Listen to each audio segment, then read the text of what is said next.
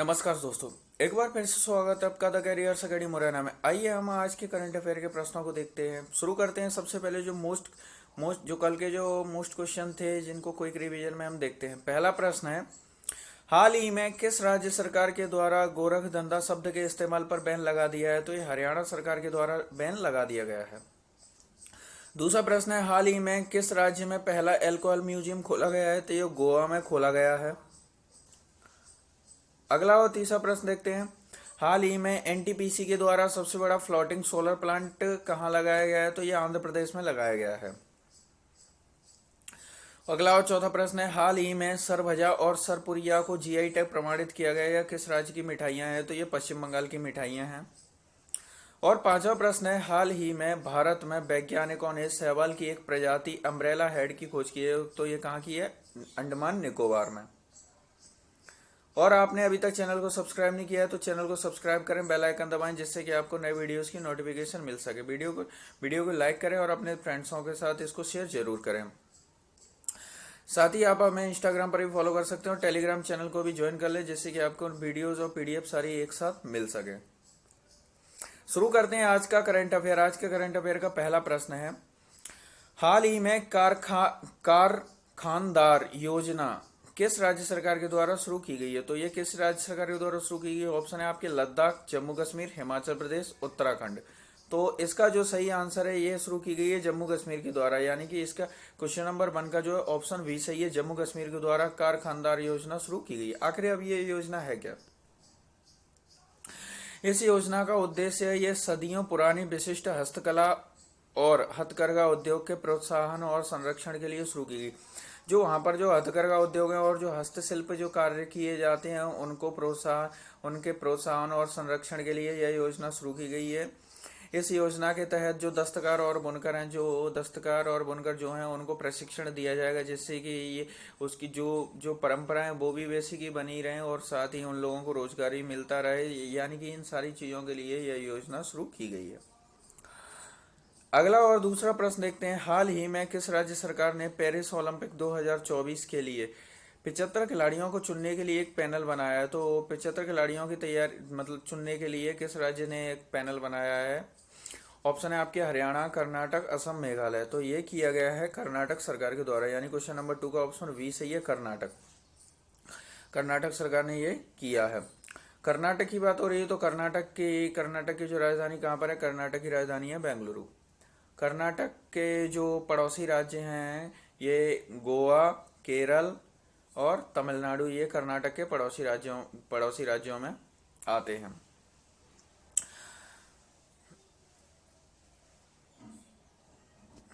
अगला और तीसरा प्रश्न देखते हैं, भारत के सबसे ऊंचे हर्बल पार्क का उद्घाटन किस राज्य में किया गया? तो सबसे ऊंचे हर्बल पार्क का उद्घाटन कहाँ किया गया? ऑप्शन है आपके जम्मू कश्मीर, उत्तराखंड, लद्दाख, सिक्किम। तो ये कहाँ किया गया? तो ये किया गया उत्तराखंड में, यानी कि क्वेश्चन नंबर 3 का जो है ऑप्शन बी सही है, उत्तराखंड में हर्बल पार्क का उद्घाटन किया गया है।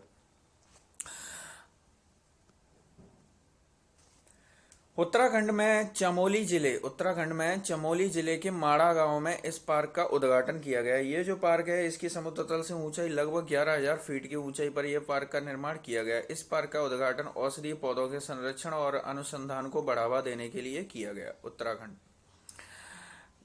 उत्तराखंड की बात हो रही है। उत्तराखंड की राजधानी यह है देहरादून है। और उत्तराखंड एक हिंदू तीर्थ स्थल है। यहाँ पर उत्तराखंड के देवप्रयाग में ही अलकनंदा और भागीरथी के संगम से गंगा नदी का उद्गम होता है, जो भारत की सबसे लंबी नदी है। गंगा नदी जो देवप्रयाग में आकर दो नदियों के संगम से बनती है। इसके साथ ही यहाँ पर देवप्रयाग, कर्णप्रयाग और इसी प्रकार ये यहाँ पर कुछ जो दैविक स्थल हैं, जिनके जो तीर्थ स्थल हैं, यानी हिंदू तीर्थ स्थलों के अंतर्गत आते हैं। और साथ ही उत्तराखंड के नए जो मुख्यमंत्री बनाए गए हैं, जिनका नाम है पुष्कर सिंह धामी है। अगला प्रश्न देखते हैं,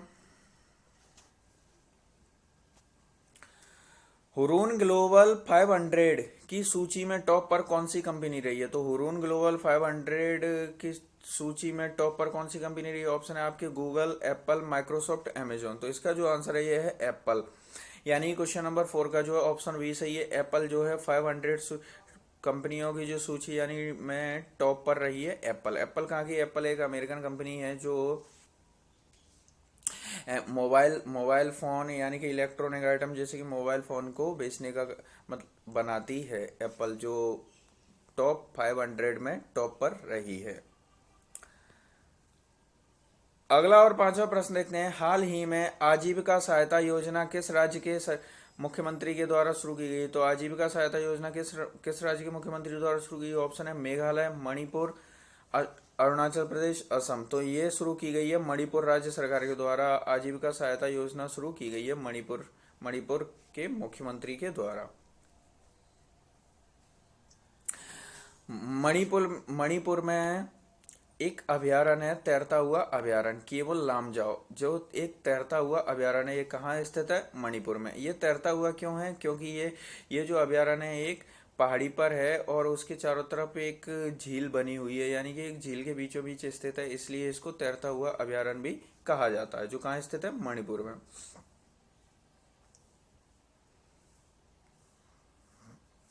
अगला और छठवां प्रश्न देखते हैं। हाल ही में किस देश ने अफगान शरणार्थियों को अस्थायी रूप से पनाह देने की घोषणा की है? तो अफगानिस्तानी के जो शरणार्थी हैं, वर्तमान आपको पता ही हो अफगानिस्तान की हालत है, इसलिए वहां से जो भी लोग निकल रहे हैं उनको शरणार्थी के रूप में उनको अस्थायी रूप से पनाह देने की जो ये घोषणा की है, किसके द्वारा की है? अमेरिका, कनाडा, संयुक्त अरब अमीरात, इनमें से कोई नहीं। तो ये जो घोषणा की गई है यूएई यानी संयुक्त अरब अमीरात के द्वारा अफगान शरणार्थियों को अस्थायी रूप से पनाह देने की घोषणा की गई है। अगला और छठवां प्रश्न देखते हैं। पुणे में आरसी स्पोर्ट्स इंस्टीट्यूट परिसर में एक स्टेडियम का नाम किस ओलंपिक खिलाड़ी के नाम पर रखा जाएगा? तो किस ओलंपिक खिलाड़ी के नाम पर रखा जाएगा? ऑप्शन है आपके मेजर ध्यानचंद, नीरज चोपड़ा, मीराबाई चानू, बजरंग पूनिया।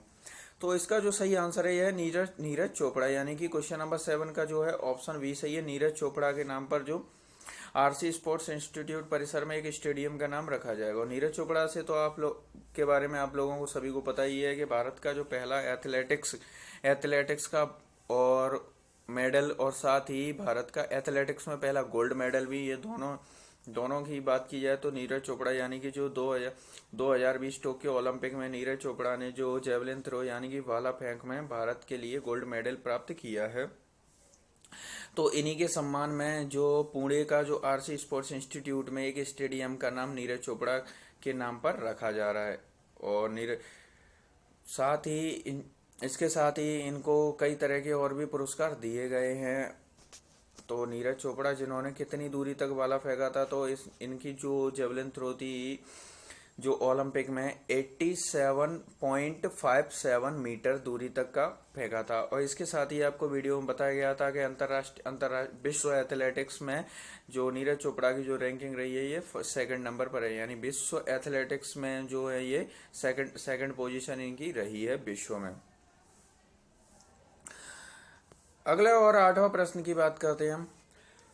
मणिपुर के नए राज्यपाल किसे बनाया गया? तो मणिपुर के जो वर्तमान नए राज्यपाल बनाए गए हैं ये कौन बने हैं? तो ऑप्शन है आपके ला गणेशन, थावरचंद गहलोत, आचार्य देवव्रत, इनमें से कोई नहीं।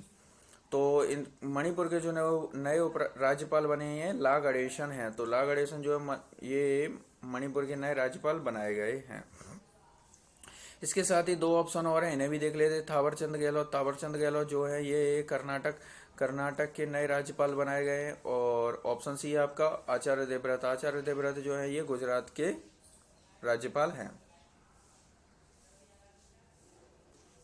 अगला और 9वां प्रश्न देखते हैं। हाल ही में किस राज्य सरकार ने one nation one ration card योजना पर लाभ देना शुरू कर दिया? तो one nation one ration card योजना के अंतर्गत लाभ देने वाला राज्य हाल ही में कौन सा बन गया? ऑप्शन है उत्तर प्रदेश, उत्तराखंड, असम, मिजोरम। तो इसका जो सही आंसर है ये है असम सरकार, यानी कि क्वेश्चन असम है। क्वेश्चन नंबर 9 का ऑप्शन सी सही है, असम राज्य सरकार के द्वारा one nation one ration card योजना पर लाभ देना, यानी कि ये जो योजना है कार्यान्वित कर दी गई है, तो असम के द्वारा शुरू की गई। असम की राजधानी जो है दिसपुर है। अगला और 10वां प्रश्न देखते हैं।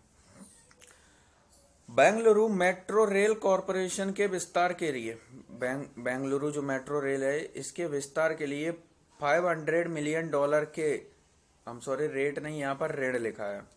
ऋण समझौते पर हस्ताक्षर हुए हैं। यह समझौता किसके साथ हुआ है? तो बेंगलुरु मेट्रो रेल का जो है डेवलपमेंट यानी कि और इसके विस्तार करने के लिए $500 मिलियन का जो ऋण हस्ताक्षर हुआ है, ये ऋण कहाँ से लिया जा रहा है यानी किसके साथ हुआ है?